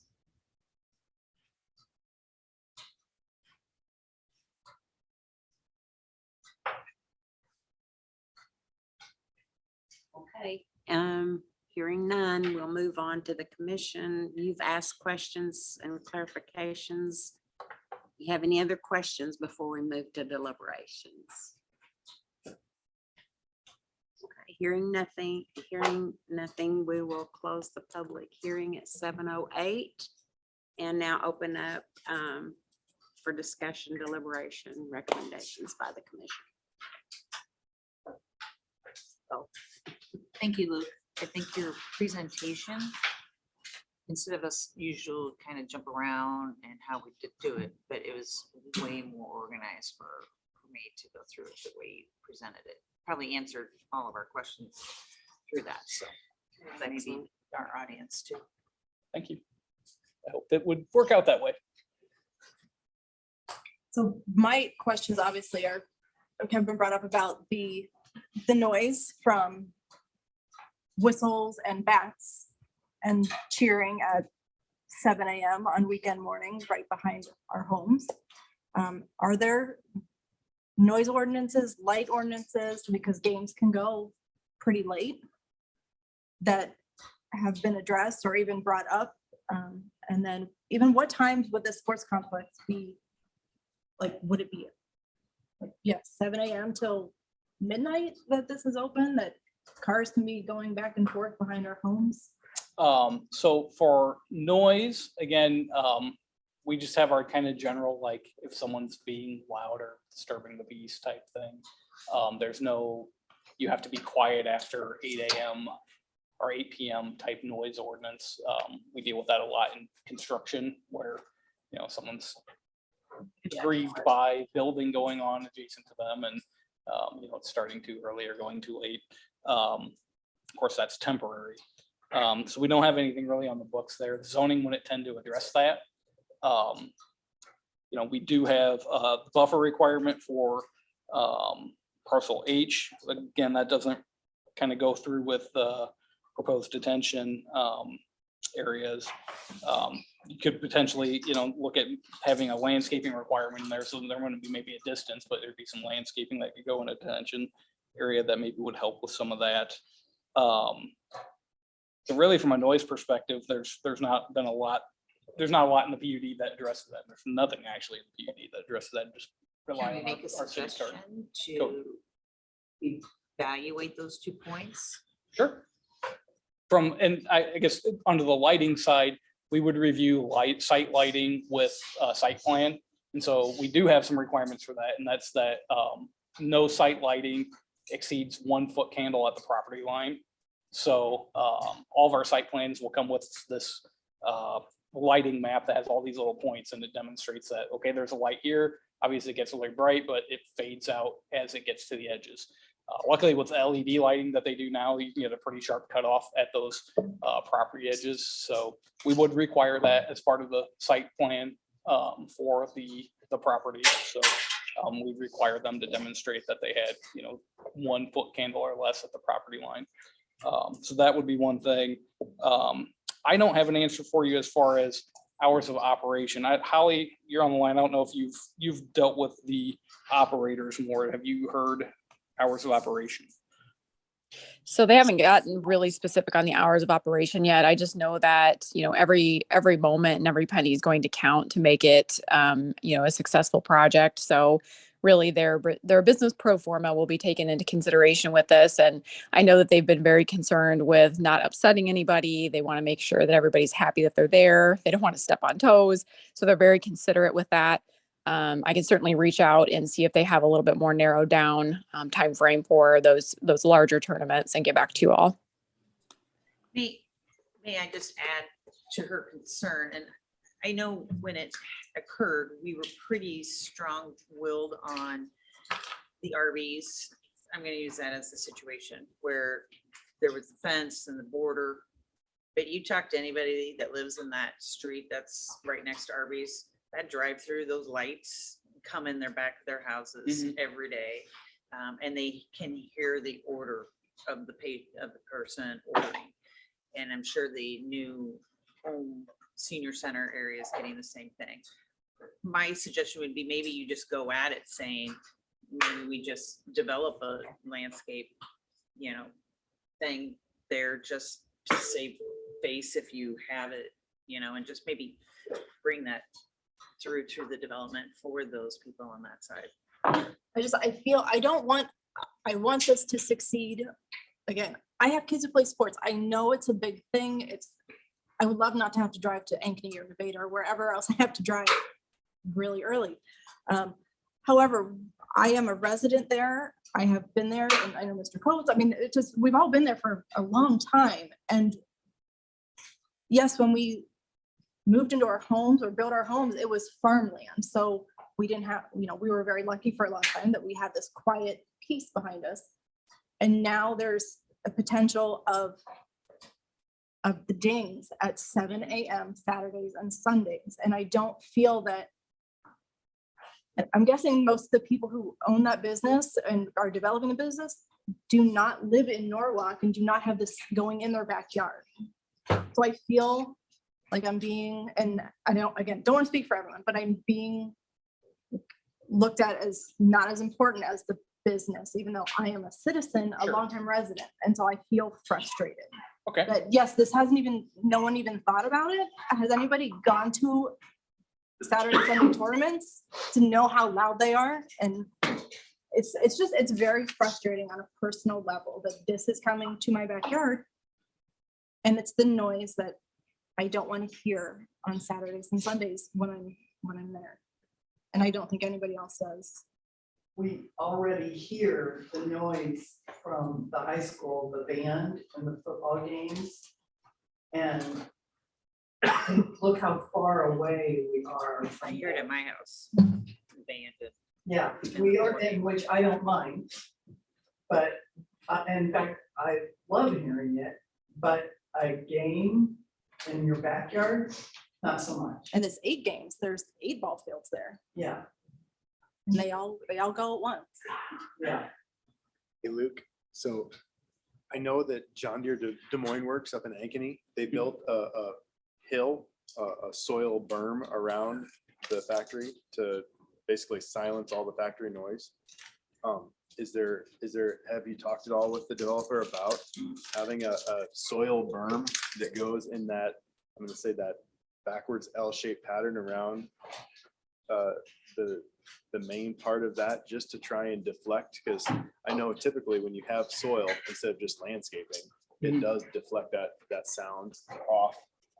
Yeah, And in the single family homes on our side too.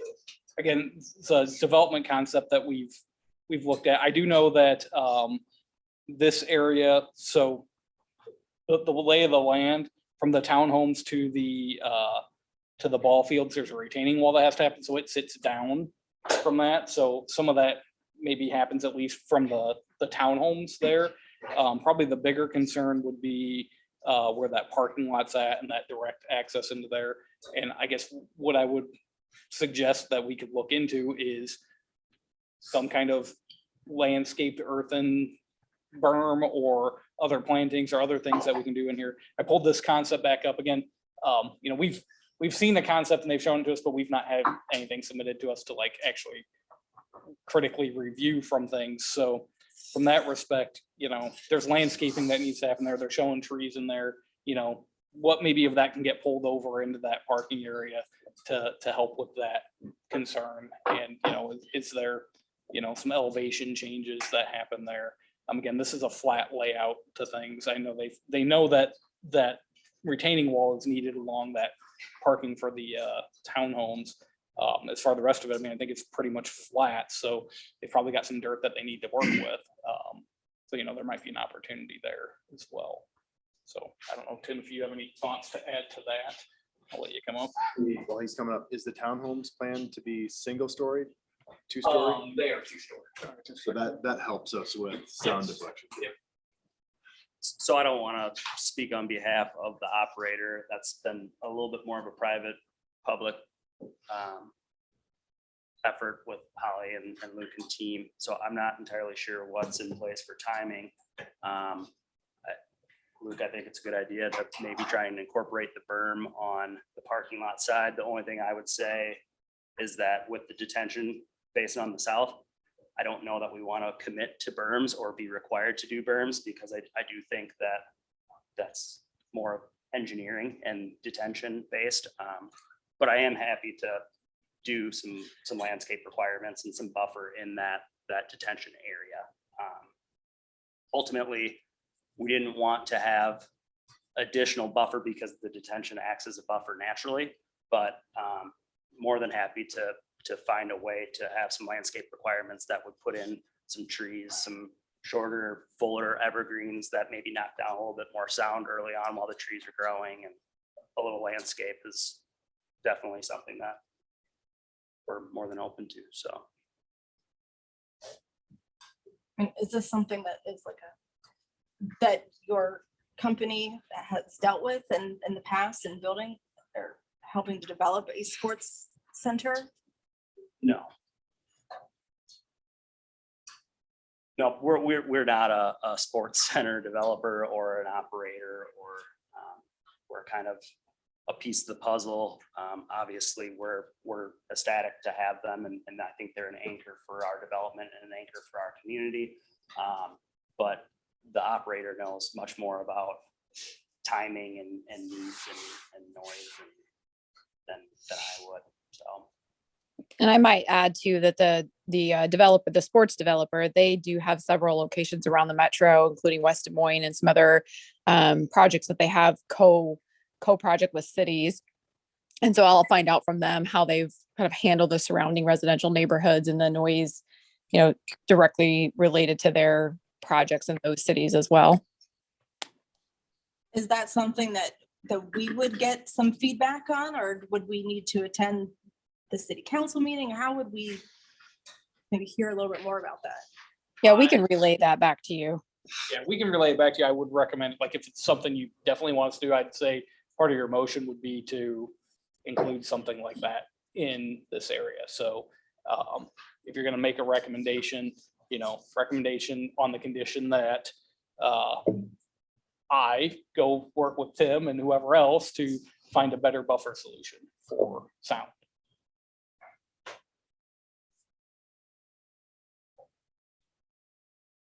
Any other questions, comments, deliberations? I'm looking at the Mackinac, and Mackinac is proximity to Orchard Hills is very similar to neighborhood wise from what you're looking at. But we are an established, Yep, I get established you. homes. Those homes, that Mackinac complex was there, Predated so them. they built knowing that they were right next to the sports complex.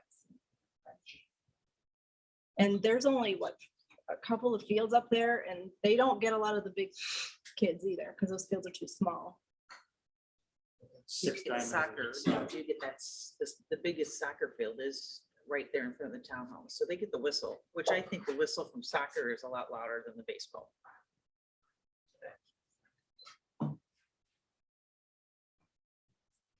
But I think if we were to make a motion in our thing to have the complex itself was built to just, it would be great for Holly or Luke to hear from that company what they've had. Have they had issues? Have they not? And then the response back.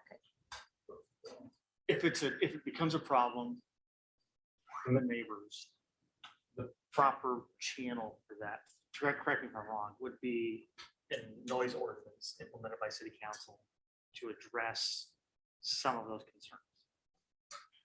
If it became, or am I wrong there? We don't want to do that. Sorry. Can we address are we noise? overstepping? I mean, We can't as zoning address. we noise. are, That's in not what zoning, we do. cannot address that. We are addressing zoning Zoning and land and use, land and use. that's our job. that's not directly related to noise. You can do things like require, I mean, the idea of buffers and stuff is right, visual and auditory separation, right? And so if you look at our buffer ordinance, if you got the most intense thing like an M1 factory next to a single family home, we require like a 200-foot buffer with all this stuff between it, right? I think And it's for those reasons, but we don't ever say you can't do this because of noise, or you can't, or you have to have your noise level set at that. That's outside of the It's purview of. outside our But- authority. at But all. we not are a- changing and making amendments and putting something very noisy in a different spot. So I feel that does, Correct me if I'm wrong. The sports complex moved a little bit south. The parcel A, the mixed use commercial basically moved to the north. Before that mixed use commercial was closer to your backyard, I would argue that, I get that there's annoyance with sound from a sports complex, but I would assume there would be some late night type of entertainment type places, hopefully in this community center, when eventually we get something developed, that there'll be a bar that's got an outdoor patio or something like that. Those would be allowed uses. Those would be in- allowed uses. In a commercial district, yes. So I get what you're coming from, but I guess I don't, I agree, I don't live there. I don't see it a whole lot different than what we've already approved for uses, except for the fact that we're moving the pieces and parts around a little bit. I think that your sound annoyance is going to be very similar if it was a restaurant like we've got out at Echo now that that's there versus if that's a ball field. I mean, I'm wrong in that. Maybe ball fields are earlier in the morning than. Yeah, I mean, Bars it's, and it restaurants are really late at is, night. it's 7 to 10 at night from March till October, every Saturday and Sunday morning. So that's just experience tells me that who wants that in their backyard? Who wants that noise? And yes, like 1804, it's by Echo and it's maybe plays some loud music, but there's also a lot of trees and a lot of space. Right, but that could be behind, that could be probably within 300 feet of your house if we kept the town center where it is right now. If we didn't make this planning and zoning amendment, that 1804 could be 200 feet out your back door. Whereas the layout that we're looking at now, that sports complex is about 600 feet from your backyard, plus or minus. So we're moving, I think in all honesty, we're probably in a better spot with this layout than we were before. My opinion. I think the distance thing is a great point, and I think you're right. I just think if we just, I mean, granted, we can't do noise ordinance type, you can't play from this time to this time, but we can make the suggestion that there needs to be a buffer. I agree.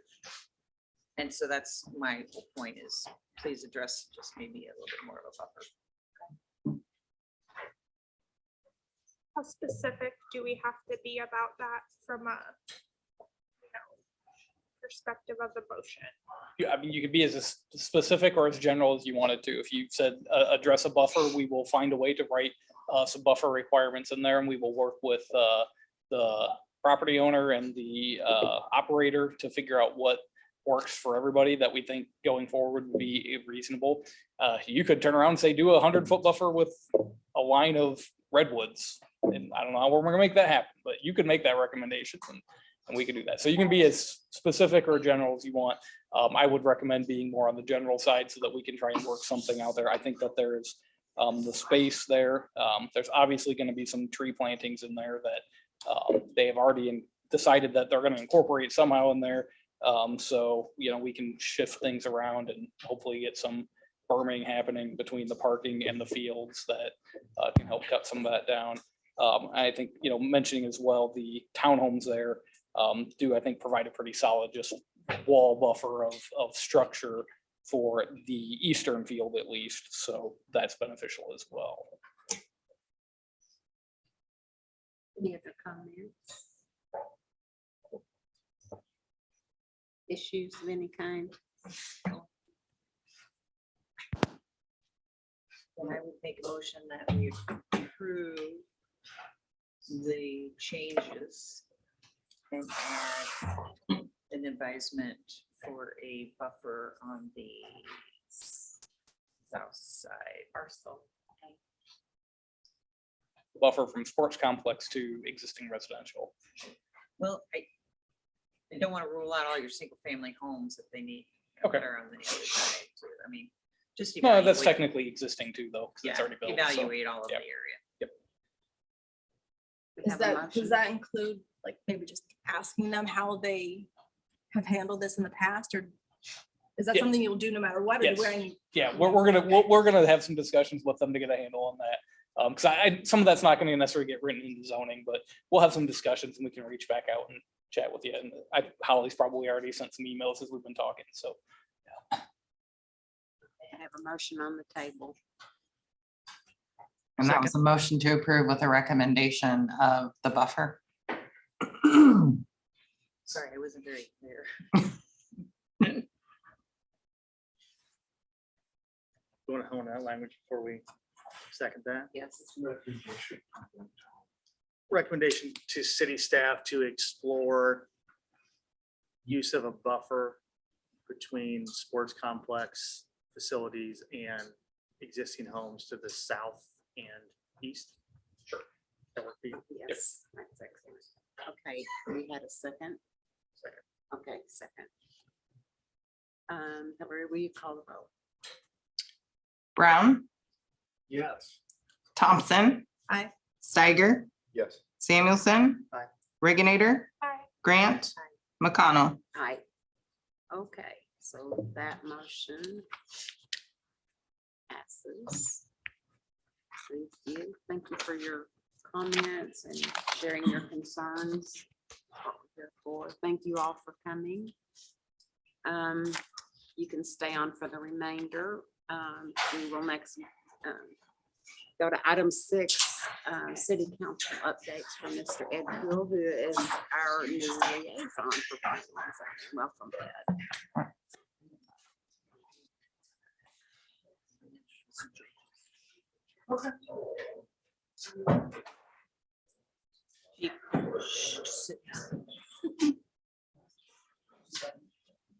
I just want to say, introduce myself. My name's Ed Cool. If you haven't met me, used to be the police chief here for quite a few years. I look forward to this assignment of working with you because it's a really exciting time. And I think there'll probably be more changes faster now than we've had for a number of years. And it was really a pleasure to listen to some of the questions and discussions, and that's okay. That's really good because it helps to focus my mind too a little bit, you know, on the things to ask about and to look at and to consider. I know as a council, we appreciate the time you folks spent. And you realize that, you know, you don't put all your money in real estate, you know, with your salary. So we really appreciate your volunteerism. And we appreciate the fact that sometimes it's difficult for everybody to see things the same way. And so most of politics and community is made up of compromise. And I understand that too. I hope that you bear with us as a council because we go through that too. And we sometimes have access to additional information or additional considerations that you may not always get, right? As things are presented to you. So there may come a point in time where you wonder, why in the world did the council do that? Why did they say that? And I'm the person you can contact. Okay, I'm the person you can call, you know, cup of coffee, whatever. Why did you do that? Okay, and I can try to explain. So I look forward to that. I look forward to that role. And any additional information that the council might have to present to you as you consider something, I'll be happy to bring that to you, you know, recognizing the fact that this body is an independent decision-making body. You do what you think is best, right? And so we respect that. Anyway, do you have any questions for me? I'll just use up a few minutes. Okay, thank you very much. I'm new to this thing and when I came on, there was, I can't remember what meeting I had, but these guys made me aware that there were a couple decisions where like these guys went 7-0 one way. And then the city council, I mean, it sounded like completely decided to not accept our advice and voted against that. Am I right? Oh, yeah. One that only one. Only You've been at longer than I have. It's been a couple of them. Well, I don't know if it's much of an issue, you know, because I'm new. But the more recent one, which, you know, happened behind your business. So like, that's a situation where if I hear that just coming in from the outside, I go, wow, that's wacky. And why'd they do that? Yeah, yeah. And I mean, that's before my time. Sure. No, that's all right. And that's hopefully the kind of role that I can play is to explain why what happened. I think in those instances, what happened was the dynamic, the information, the plan actually changed between what the group heard here and what the council did. So they went back and addressed those things that you folks had brought up. Right. And so then the decision becomes, or do we send it all back through the cycle again? Right. Because these people want to get moving too. Or do we go ahead and approve something that they've addressed with concerns that you have? Yeah. Right. And so some of that was that. And I'm not saying the council doesn't make mistakes. We're certainly, you know, fallible, right? And we try to do the best we can, but we don't always get it right either. And so criticism and questions, I mean, you know, I would welcome that. Great, because it helps us to sharpen our game a little bit too. But that's a good point, because there were at least one that I remember, there could have been two. Yeah. Okay, thank you very much. Thank you. Thanks, Ed. All right, item 7 is Holly. Holly. welcome. Do you have any Thanks, other- Judy. Just a couple things that I would add is, one, I would just like to, again, extend to anybody there, you know, anytime you have questions about the commercial projects or anything going on in the community, or you've heard a rumor about something coming or not coming, you know, feel free anytime to reach out to me. I'll give you the facts. You know, Facebook is not always factual, but I'm happy to talk to anybody, show you our maps, show you what we have. Probably saw the Des Moines Register report or story that just came out on Sunday with a bunch of the projects coming up here this year. And I will add that the renderings and the architectural drawings that you may have seen in that story are, you know, they're as of a month ago. So we have brand new drawings. The designers are producing those here. I think by Wednesday, they'll have those over to me. So we have another news report that's coming out from a different media outlet that will be coming out probably in the next 2 weeks. So you'll see some more updated designs there, which is exciting. But as of right now, you know, the exterior and the interior of our sports facility, both the public and the private sides, all of those little details have not been decided on yet. You'll see those as they're being selected and approved. So just keep that in mind. It looks like a big black box right now, and that's not what it's going to look like when it's done. The other thing that I would say on the 20th, being an important meeting with council, would be we will be reviewing another development agreement draft for the hotel on North Shore. So that's a nice, a large project. It's been growing and growing. It's a slow one because of all of the complexities of the land and the highway up there, but it is moving along steadily. And same thing with the timing for them. They hope to get started on site work in the spring if all things come through on time. So that's exciting. Other than that, I would just say, please, again, reach out if you have any questions about anything that we're working on. Thank you. Thank you, Holly. Thank you for the updates and for your work. Thank you. All right, item 8 is Mr. Harris. I don't really have much to add. Thanks for your time tonight. That was a lot of stuff to go through, and we appreciate your diligent review of it. And we've got another big one coming up here at the end of the month with our comp plan joint session. So we appreciate your involvement in that as well. So after a couple meetings off, we're really going to dive right back into it here. So with that, that's all I've got. Thank you. Can we get comp plans before, like a draft or something before that meeting? I'll see where they're at with that. They were looking at trying to get something published to the website. Yeah, I don't know if they were wanting to have the draft out before.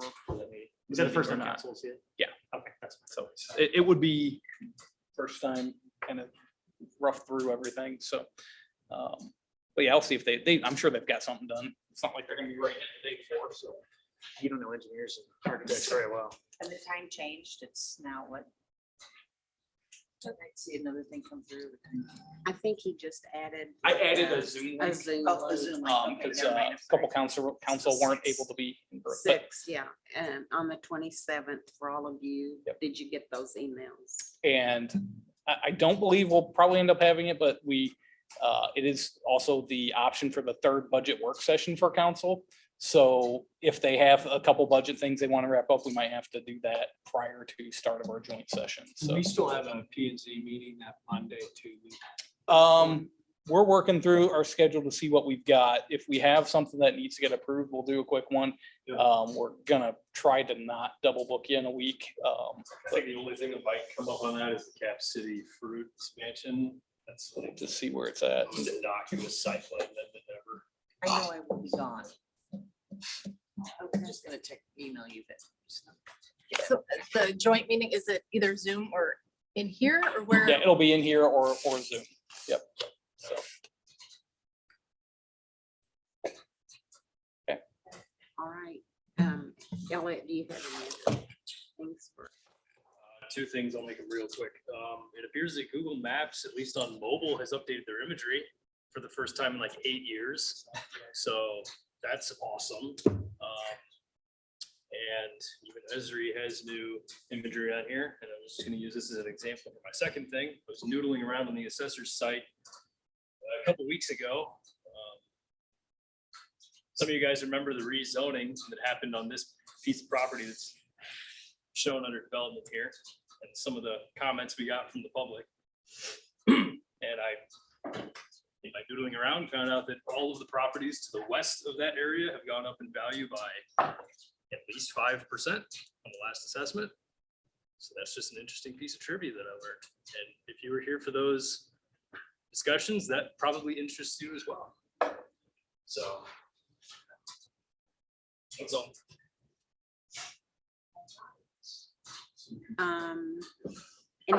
Any comments from you guys at all?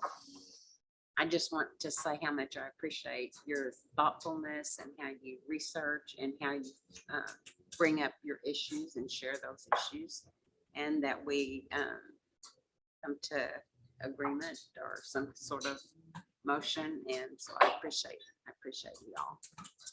The next meeting date likely will be the 27th. Potentially the 24th. And I will entertain a motion for adjournment. All in favor, stand up and go. Thanks, everybody. Yes. Again, that